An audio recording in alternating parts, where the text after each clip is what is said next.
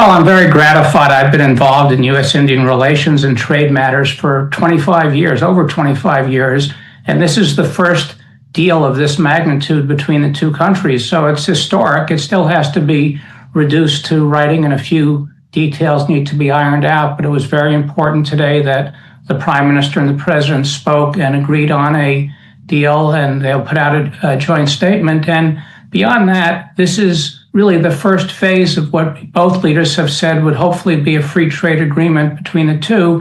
And unlike a lot of other deals that were announced earlier between that the United States had with other countries, this is more than just a statement. There have been substantive provisions that have been negotiated between the two sides. So it will really have some content and meat to it.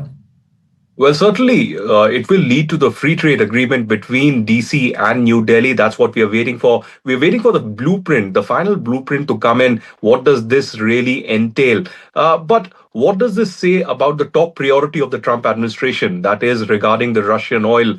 India had increased that significantly over the last 3 years. But now, US President says that Prime Minister Modi has agreed to reduce that to nil.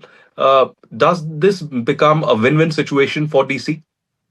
Well, again, I'm not exactly sure as to the details regarding that and how quickly India will reduce its purchases and how far they'll go down. I do know that India already, over the last few months, has been lowering its purchases of Russian oil, in part due to market conditions.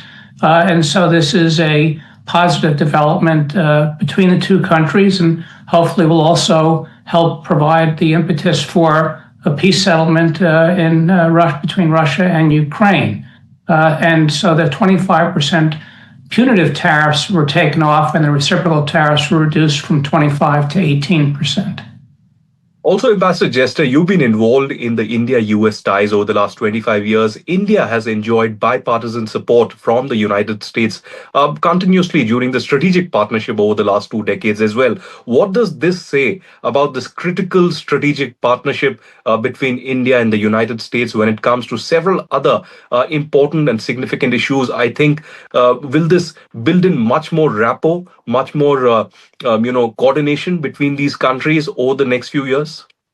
Well, the strategic partnership stretches across an entire range of issues that were not really affected by these trade negotiations. The defense relationship has moved forward, the technology relationship, the energy relationship, the space relationship.